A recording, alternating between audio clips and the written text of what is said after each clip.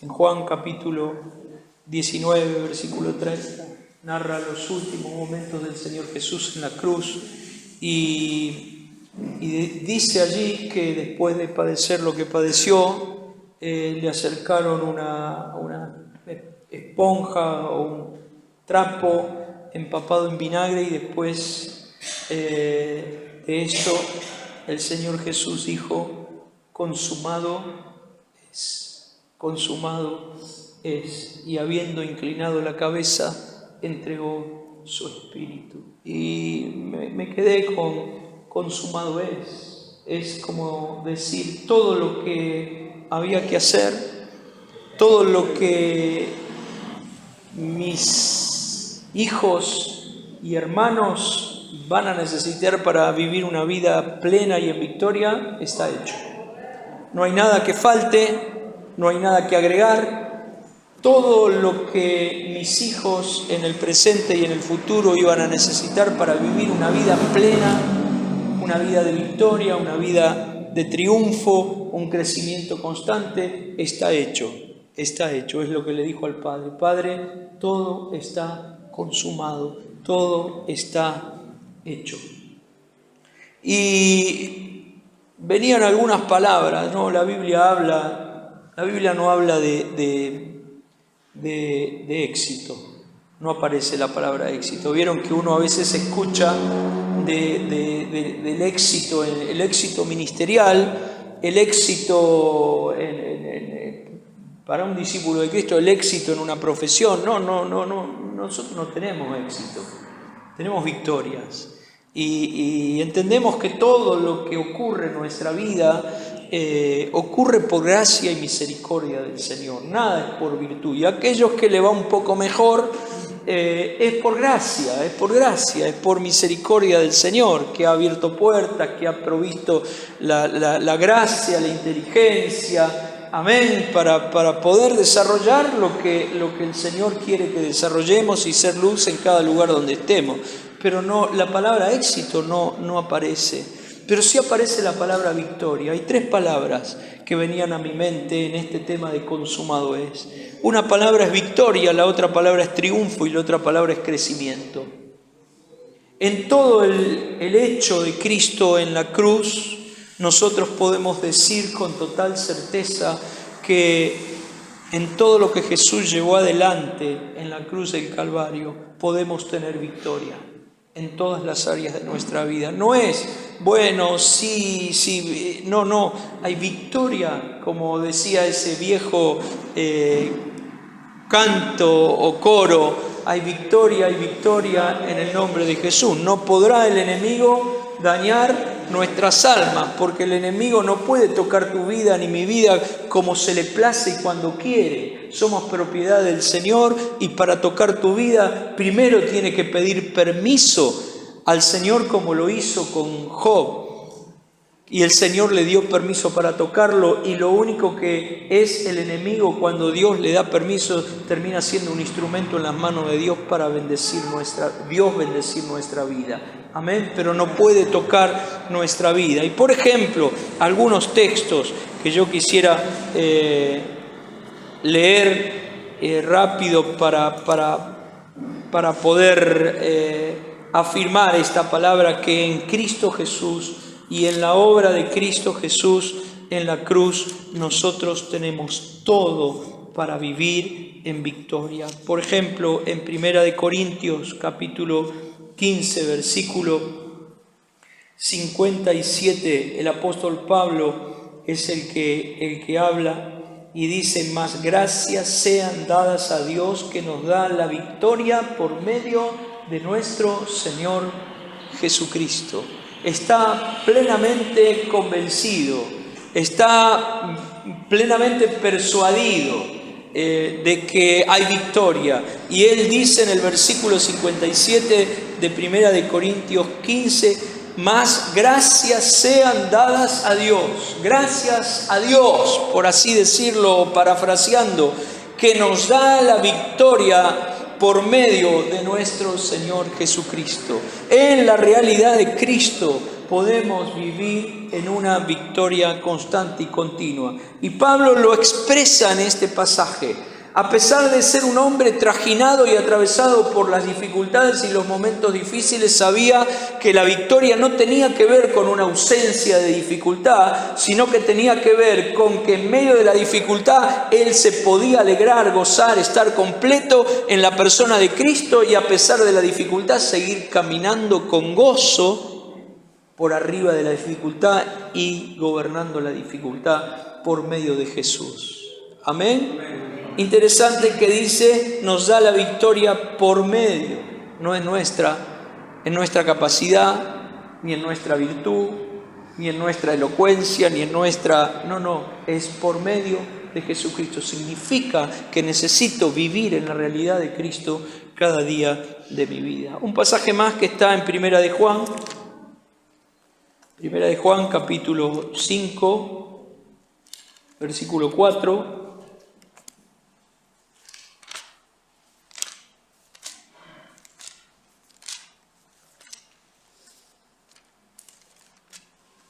Primera de Juan,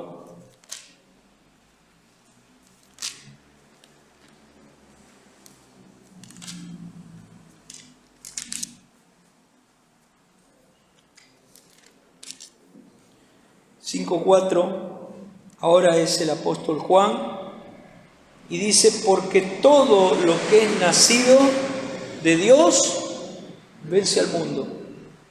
Todo lo que es nacido de Dios vence al mundo. Y esta es la victoria que ha vencido al mundo, nuestra fe. Nuestra fe. Nos está diciendo que hay victoria sobre el mundo, sobre los valores del mundo, sobre las tentaciones que el diablo constantemente es muy sutil. Las tinieblas siempre traen cuestiones del mundo a nuestra vida, ¿sí? Y dice que esta es nuestra victoria, nuestra fe. Yo no me voy a explayar mucho para no invertir más tiempo. Esta es la victoria que ha vencido al mundo, nuestra fe. Tanto el apóstol Pablo como Juan hablan acerca de esta victoria. Amén.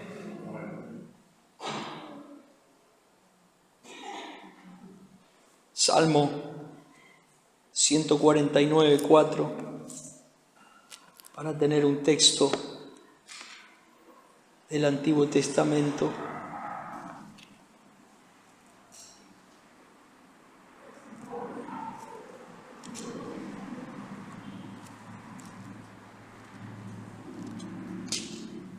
Salmo 149:4. Porque Jehová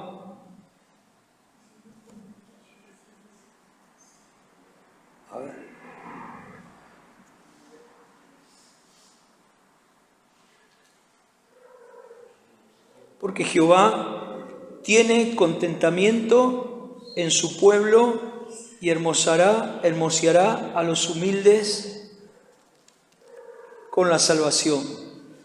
Amén. Creo que acá se me traspapeló el texto,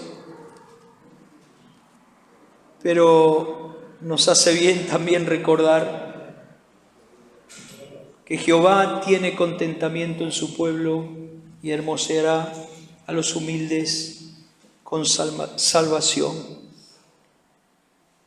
Victoria. La segunda palabra es triunfo, que están relacionadas, son sinónimos.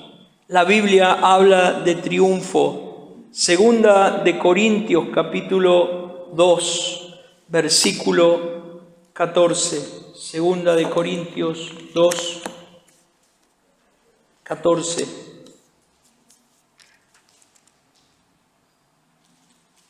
Dice, mas a Dios gracia, el cual nos lleva de vez en cuando, siempre, en triunfo en Cristo Jesús, y por medio de nosotros manifiesta en todo lugar el olor de su conocimiento. Doy gracias a Dios que nos lleva siempre, siempre, siempre. ¿Cuánto? Siempre. No es de vez en cuando, siempre. El triunfo en Cristo Jesús por medio de nosotros manifiesta en todo lugar el olor a su conocimiento. Y el otro pasaje está en Primera de Pedro, capítulo 4. Primera de Pedro, capítulo 4, versículo 13. Dice: si no, gozaos por cuanto sois participantes de los padecimientos de Cristo, para que también la revelación de su gloria os gocéis con gran alegría. Si sois vituperados por el nombre de Cristo, sois bienaventurados, porque el glorioso Espíritu de Cristo reposa en vosotros. Amén. Primera de Pedro 4, 13. Sino que gócense por cuanto son participantes de los padecimientos de Cristo, para que también en la revelación de su gloria os gocéis con gran alegría. Se puede estar gozoso en medio de cualquier padecimiento por medio de lo que Cristo logró en la cruz y plasmó en nuestra vida. Esto tiene que ver con triunfo. El gozo no es lo mismo que la alegría. La alegría tiene que ver con las circunstancias de la vida. El gozo tiene que ver con la obra del Espíritu Santo en nuestra vida. Y cuando el Espíritu Santo está llenando nuestra vida, podemos transitar las dificultades con gozo. No contentos, no estamos saltando si se muere algún familiar, si nos toca transitar una enfermedad, no estamos saltando de alegría y estaríamos locos si eso pasara. Pero el gozo es lo que da el Espíritu de Cristo en nosotros, es nuestra fortaleza, es la certeza de que a pesar de que estoy transitando un momento difícil, Dios está en mi vida. Triunfo sobre las situaciones de la vida. Amén. Y la palabra crecimiento, o sea, nosotros podemos vivir en victoria, podemos vivir en triunfo, y el crecimiento tiene que ser constante y continuo en nuestra vida. A veces es un crecimiento que va casi a pasos acelerados y otras veces el crecimiento es lento. Lo que no podemos es detenernos. Yo hace mucho tiempo compartí y usé una frase que quedó un poco grabada para algunos de esa época, que era que cuando dejamos de crecer comenzamos a decrecer. El crecimiento para un hijo de Dios es hasta llegar a la medida y a la estatura de la plenitud de Cristo. Por eso no me puedo detener. Por eso tiene que ser un desarrollo constante y continuo. En la vida natural, en la vida de todos los días, uno nace, crece, se desarrolla, madura y después el que está en Cristo parte a la presencia del Señor. Ni siquiera podemos usar la palabra muerte porque la muerte nos une eternamente a Cristo. No morimos, sino nos unimos directamente a Él, por así decirlo, ¿verdad? Morimos físicamente, nos apartamos de por ahí de los seres queridos por un tiempo, pero vivimos eternamente con el Señor. Así que en el plano espiritual no hay muerte, hay un crecimiento, un desarrollo constante y continuo hasta que todos lleguemos a la medida y la estatura de la plenitud de Cristo, o hasta que Cristo nos lleve a su presencia. Por eso no puedo dejar de crecer, de desarrollarme hasta llegar a la medida y a la estatura de la plenitud de Cristo. No debo. Me di cuenta en mi propia vida que cuando empiezo a crecer, a desarrollarme, a madurar, con un crecimiento constante, empiezo a conquistar áreas para el Señor que antes estaban bajo las tinieblas. Pero cuando me detengo, cuando me relajo, cuando dejo de estar enfocado en el Señor, miren, si hay algo a lo que yo llegué a una conclusión, que no puedo relajarme y no puedo darle tregua a mi carne, porque el día que me relajo y el día que le doy tregua a mi carne, ese día las áreas que estaban conquistadas para el Señor comienzan a levantarse y a manifestarse de vuelta. ¿Te pasa o me pasa a mí solo? ¿No es verdad? Por eso tenemos que crecer y desarrollarnos constante y continuamente. Y en 1 Corintios capítulo 3, en el versículo 6, 1 Corintios 3,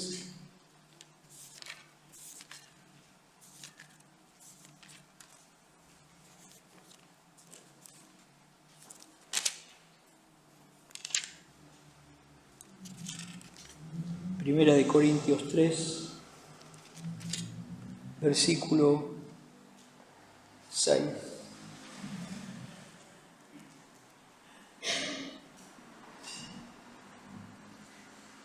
Dice el apóstol Pablo, yo planté, Apolos regó, y aparece la palabra crecimiento. ¿Quién lo da el crecimiento? Dios. Si no hay Dios en nuestra vida, en lo cotidiano, no hay crecimiento. Por más que esté en todas las reuniones, por más que esté en todos los retiros. Y con esto no estoy diciendo que está mal, al contrario, yo creo que necesitamos hablar entre nosotros de que sea prioritario estar juntos. Necesitamos estar juntos. Necesitamos que sea prioridad el encuentro también, pero necesitamos decir también que el crecimiento solo lo da Dios. Amén. Solo lo da Dios. Y si no hay Dios, cuando digo no hay Dios, si no hay comunión íntima, si no hay relación con Él, no vamos a poder añadir ni una pizca a nuestra estatura espiritual. ¿Por qué uno ve en el andar cotidiano y cristiano tanta inmadurez? Uno ve vidas que no crecen, que no maduran, que no desarrollan. Y una de las cuestiones es que hay mucha reunión, poca vida en Cristo. ¿Se entiende? Muchas reuniones, poca vida en Cristo. No estoy diciendo que no tenemos que estar en la... ¿Se entiende esto? Algunos piensan que se puede suplantar la vida de comunión con el Señor solamente con reuniones. No se puede. Las reuniones, nuestra disposición a estar juntos como cuerpo, como familia, como pueblo, para expresar y para anunciar las virtudes de aquel que nos llamó de las tinieblas a su luz admirable. Es poder bendecir al Señor juntos, es tener una expresión como familia, pero nadie puede suplantar, ni nada puede suplantar nuestra comunión íntima con Dios. Por eso tiene que haber una búsqueda continua y constante. Y cuando uno ve la falta de crecimiento y lo ve en hermanos que años reuniéndose, pero tan poca madurez, uno puede decir, falta comunión íntima con Él. ¿Por qué? Porque la falta de crecimiento indica que Dios no está presente. Porque el crecimiento solo lo da Dios. Amén. Animarnos a profundizar en nuestra relación personal, en nuestra comunión íntima, en el tiempo quieto con el Señor. Un pasaje más en Efesios.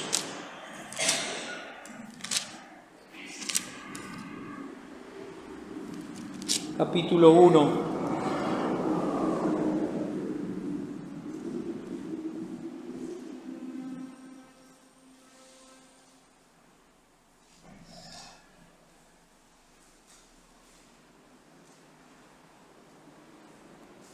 Bendito sea el Dios y Padre de nuestro Señor Jesucristo, que nos bendijo con toda bendición espiritual en los lugares celestiales en Cristo. ¿Con cuántas bendiciones nos bendijo? Con toda bendición espiritual en los lugares celestiales en Cristo, según nos escogió en Él antes de la fundación del mundo, para que fuésemos santos y sin mancha delante de Él, y en amor habiéndonos predestinado para ser adoptados hijos suyos por medio de Jesucristo, según el puro afecto de su voluntad, para alabanza de la gloria de su gracia, con la cual nos hizo aceptos en el amado, y en quien tenemos redención por su sangre, el perdón de nuestros pecados, según las riquezas de su gracia.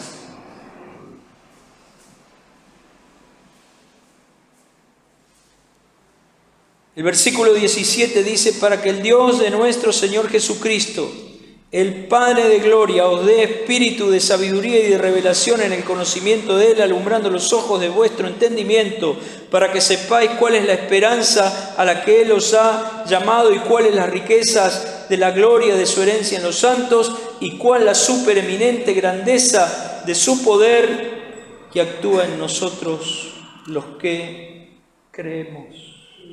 Amén. No hay crecimiento, no hay madurez, no hay desarrollo, si no hay una experiencia constante y continua con esta realidad de Cristo. Hay 3 operaciones del Espíritu Santo que van juntas en nuestra vida, solamente lo menciono y termino acá, que tienen que estar presentes para que haya una vida constante y continua de victoria, triunfo y crecimiento.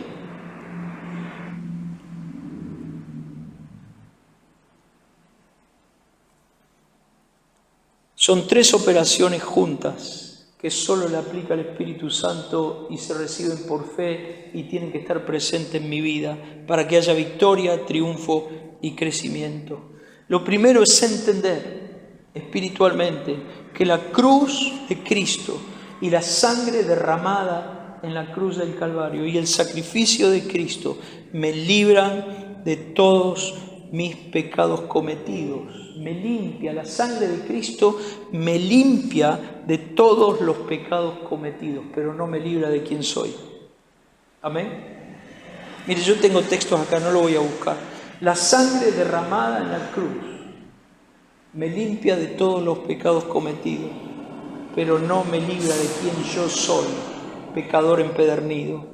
Yo puedo ir al Señor y decir: Señor, yo creo que la poderosa sangre derramada en la cruz me limpia de todos mis pecados. Dice la Escritura que Dios borra nuestros pecados a través de la sangre de Cristo y no se acuerda nunca más de Él, pero no me libra de lo que soy. La sangre perdona y limpia todos los pecados cometidos. Pero hay una segunda área que es la cruz de Cristo y que la cruz me libra de quien yo soy. No sé si estoy difícil, como yo esto lo anoté así medio. La sangre me limpia de los pecados cometidos, la cruz me libra de quien yo soy. No hay ninguna posibilidad de ser librado de quien yo soy si no opera la muerte mediante la fe.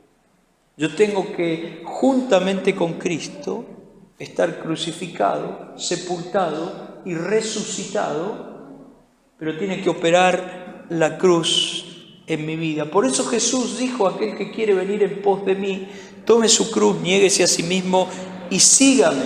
Y cuando uno va a Romanos capítulo 6 puede encontrar que juntamente con Cristo, por el bautismo y mediante la fe, somos muertos, crucificados, sepultados y resucitados para no vivir ya más para nosotros. La sangre me limpia de los pecados cometidos, pero si yo voy a la cruz, tengo victoria sobre el pecado. ¿Se acuerdan cuando nosotros hablamos del arrepentimiento y del arbolito que tiene los frutos que son distintas manifestaciones del pecado, verdad? Si yo voy al Señor Jesús y confieso mis pecados, Él me limpia de los pecados cometidos. Pero si yo quiero dejar de ser un pecador empedernido, tengo que meter el hacha ¿dónde? En el tronco, ¿verdad? En la raíz. Y el arrepentimiento a mi rebelión, y yo tengo que morir a mi propia vida para poder, en la muerte de mi yo, obviamente, ¿no? Así que la cruz me libra de lo que yo soy, y a menos que no haya cruz en mi vida y que yo no se la puedo poner a otro encima, yo tengo que estar dispuesto a tomar mi cruz, y vos tenés que estar dispuestos a ir a la cruz, a la negación de sí mismo, a lo que yo quiero para aceptar la voluntad de Dios. Y algunos piensan cuando hablamos de la cruz que la cruz bueno, es una cosa simbólica. No, la cruz genera dolor y genera sufrimiento. El dolor y el sufrimiento de no hacer lo que yo quiero, se produce una lucha en mi interior, en mi espíritu y en mi alma, donde yo decido no hacer lo que yo quiero para hacer la voluntad de Dios, y miren, ahí hay una lucha interna enorme. La cruz no es una cuestión simbólica. Yo tengo que ir a la cruz, tengo que renunciar a mí mismo. Los que son de Cristo han crucificado el mundo con sus pasiones y deseos, dice. Tiene que operar la cruz en mi vida. La sangre me limpia de todo pecado, la cruz me libra de lo que yo soy, un pecador. Amén. Y lo tercero que digo, que tiene que operar, estas tres cosas operan juntas, pero yo tengo que tener claridad, es la llenura, bautismo, guía y poder del Espíritu Santo, que es el único que produce revelación a nuestra vida. Y a Dios no se lo conoce por el intelecto, no se lo conoce por la teología, a Él se lo conoce por revelación. Miren, una definición de revelación. ¿Quién es el que revela a Dios? El Espíritu Santo. Él es el Espíritu de revelación y de sabiduría, el que abre los ojos de nuestro entendimiento, el que nos muestra cuál es la esperanza, cuál es el poder que actúa en nosotros, cuál es la herencia, el que nos revela a Cristo como Señor de nuestra vida. Y hay una definición de revelación que a mí me gustó mucho. Revelación es la comunicación directa de Dios con el ser humano. La comunicación directa de Dios con el ser humano, donde Él se da a conocer, revela su naturaleza, su voluntad y sus propósitos divinos. Me encantó. Dios interviene. Miren, no hay posibilidad de conocer a Dios si no hay esta operación que nace de Dios, pero que yo tengo que buscar constantemente y estar abierto. Señor, yo quiero conocerte, yo quiero más de ti. Revelación, comunicación directa de Dios con el ser humano, donde Él se da a conocer, revela su naturaleza, su voluntad y sus propósitos divinos. Dos ejemplos rápidos. Cuando Saulo se encuentra con Jesús camino a Damasco, ¿quién es el que interviene en la vida de Pablo? ¿Quién? El Señor sale al encuentro de Pablo y le dice: Saulo, ¿por qué me persigue? Dura cosa te dar cosas contra el aguijón. Saulo le dice: ¿quién eres tú, Señor? Yo soy Jesús a quien tú persigues. Y opera la revelación sobre la vida, una acción directa de Dios sobre la vida de Saulo. Y a partir de ahí, Saulo no tuvo ninguna duda quién era Jesús. No tuvo ninguna duda cuál era la voluntad de Jesús y no tuvo ninguna duda qué es lo que tenía que hacer y qué es lo que no tenía que hacer, qué es lo que tenía que desechar y qué es lo que tenía que abrazar. Porque operó la revelación. Cuando el Señor Jesús pregunta a los discípulos: ¿quiénes dicen los hombres que yo soy? Algunos dijeron Juan el Bautista, otro Elías y otro alguno de los profetas, y con una visión muy distorsionada del Señor Jesús. Y Pedro le dice: tú eres el Cristo, el Hijo del Dios viviente. Y Jesús le dijo: bienaventurado Pedro, porque esto no te lo reveló ni sangre ni carne, sino mi Padre que está en los cielos. Una intervención de Dios. Tenemos que anhelar tener una intervención, buscar esta intervención de Dios. Nace del corazón de Dios, pero nosotros podemos ir a Dios fundamentado en la palabra que dice que aquel que golpea se le abrirá, el que tiene sed va a ser saciado y el que busca halla. Y si golpeamos las puertas de los cielos en oración, en clamor, en ayuno, en búsqueda, si tenemos sed de Dios y si estamos buscando más de la persona del Señor, la buena noticia es que Él quiere revelarse y manifestarse a nuestra vida. Y si no opera esta revelación, me quedé simplemente con una religión muerta. Aún el cristianismo sin la operación y la revelación del Espíritu Santo se transforma para muchos en una religión. Dios no es un Dios de estampita, Dios no es un Dios muerto, no es un Dios de yeso, es un Dios vivo que opera constante y continuamente en nuestra vida. Por eso, para que haya una victoria constante, un triunfo constante y un crecimiento constante, yo tengo que tener claro que la sangre de Jesús me limpia de todo pecado, que la cruz de Cristo me libra de quién soy, que tengo que unirme a Cristo en su muerte. Por eso dice aquel que quiere venir en pos de mí, tome su cruz, niéguese a sí mismo y sígame. Y la llenura, bautismo, guía del Espíritu Santo me libra de la religiosidad. Hablábamos con Daniel recién de algunas situaciones que él había vivido y que habíamos vivido en distintos tiempos, de lo nocivo que es la religiosidad, lo nocivo, cómo se mete hasta los tuétanos, no nos deja ver, vela a Cristo, vela lo más importante de la vida en el reino. Y cuando hablo de religiosidad, algunos por ahí no entienden, ¿verdad?, de lo que hablamos cuando hablamos hay que desechar la religiosidad. Miren, Jesús trató con dureza a los religiosos de la época como no trató a nadie más en toda la Escritura. Y les da algunas cuestiones, les dice, ustedes son ciegos guías de ciegos. Son sepulcros blanqueados. ¿Qué es la religiosidad? Es querer aparentar algo, una espiritualidad que no tenemos y tratar de lograr esa espiritualidad con cosas externas y observando doctrinas de hombre, guardando doctrinas y mandamientos de hombre, cuando lo más importante es guardar lo que Dios demanda de cada uno de nosotros. Y la única posibilidad de poder guardar, que es poner por obra lo que Dios puso en nosotros, es mediante el obrar del Espíritu Santo. Dios en tu vida y en mi vida. Amén. Para ser librados es más fácil, mi hermano, guardar ciertas formas externas que vivir en santidad, entre comillas, pero no va a mandar al infierno conforme, ¿verdad?, creyendo de que nosotros, aparte, la religiosidad no te deja ver a Cristo, no hay luz sobre la Escritura. Dios se transforma en un Dios lejano, la palabra se transforma solamente en un libro más y la iglesia simplemente en un lugar de reunión. No hay madurez. Cuando el Espíritu Santo está, Dios se transforma en un Dios vivo y poderoso en tu vida porque habita y actúa en vos y actúa en mí. La palabra de Dios se transforma en palabra viva y absoluta por medio del Espíritu Santo, nuestra única regla de fe absoluta.